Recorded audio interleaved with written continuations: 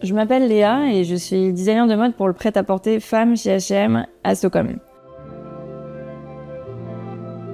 Je crée des vêtements pour la ligne H&M Studio. C'est une collection semestrielle qui propose des éditions limitées. Sur une saison, je vais m'occuper de dessiner les différents vêtements de la collection, ce qui va impliquer une phase de recherche, la création d'une gamme de couleurs, les moodboards.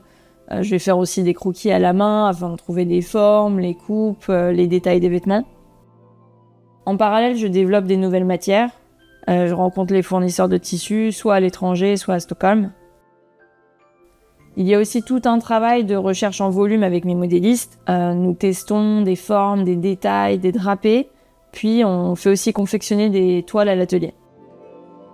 On travaille également avec Clo, c'est un logiciel de création de mode en 3D, ce qui va nous permettre de développer des idées et de faire des premiers essayages de vêtements virtuels.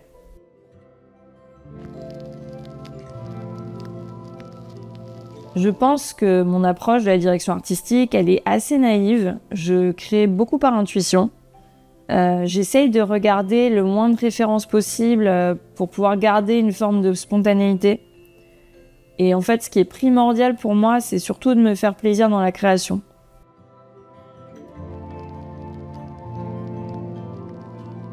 J'ai fait un bachelor, puis un master design de mode à l'école de Condé à Paris.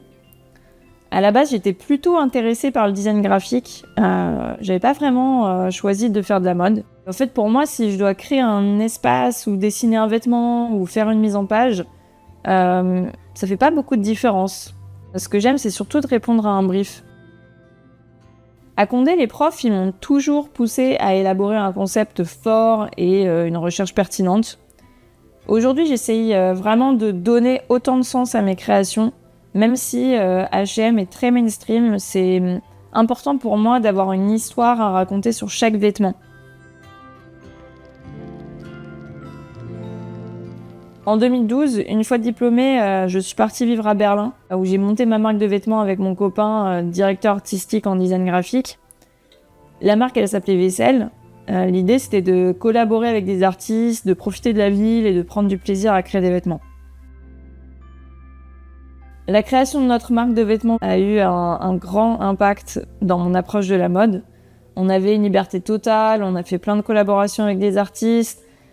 C'était à la fois hyper organique et naturel.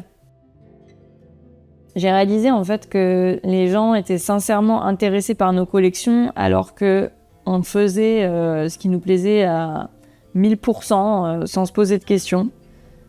La marque, elle n'a pas tenu plus de 2 ans. Parce qu'il nous manquait cette expertise business.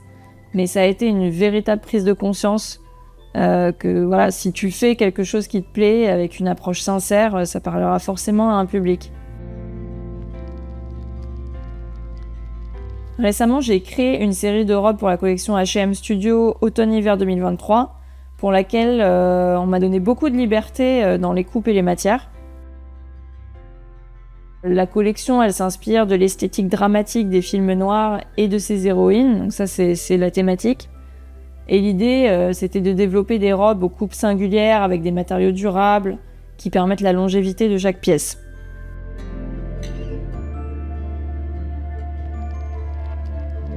Plus récemment, H&M a réintroduit la soie dans ses collections. Donc moi, j'ai eu pour mission de faire une robe en soie blanche aux lignes épurées. Et la soie étant difficile à travailler, il faut beaucoup de savoir-faire pour que le tissu épouse les courbes du corps. Et H&M n'étant pas une maison de haute couture, le processus a été un vrai challenge et ils ont même voulu annuler la robe à la dernière minute. Finalement, cette robe, elle a beaucoup plu à la presse et aux influenceurs. Et en fait, c'est toujours surprenant de voir comment les gens réagissent à nos créations. C'est souvent imprévisible.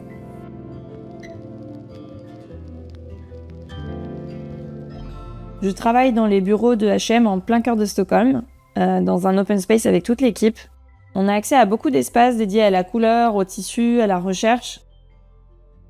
En tant que salariée, je travaille 2 jours par semaine chez moi, ce qui me permet de gérer les missions de création et de réflexion depuis la maison, et les réunions et les essayages depuis le bureau.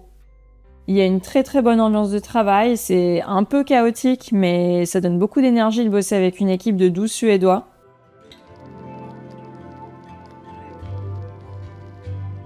tous les jours, tout le monde porte un vêtement. J'aime que ce soit si commun à tous.